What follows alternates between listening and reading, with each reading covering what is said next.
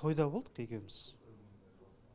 Тойда болдық та, енді біз деген жаңағы мен былай әнімді білгенмен жаңағы неде түрімді қатты біле қоймайды. Сонымен Қызылорданың ресторанында ғой деймін. Сонымен бір туысқанның тойы болатын, өтініш жасап, кіріп әніңізді айтып беріңізші дегеннен кейін барған ресторанға. Сонымен той өтіп жатыр.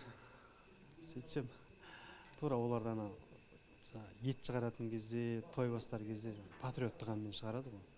Соны жаңа ет, официанттар ет шығарып атқан кезде тура менің әнімді қояды ғой. Қарайым, Руслан екеуміз қарап қоям бір-бірімізге. Что-то мынау танысам деп қоямыз. Сөйтсек менің әнім ана жерде.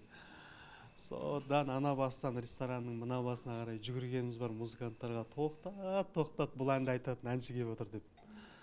Сонда бір қызықты оқиға болған.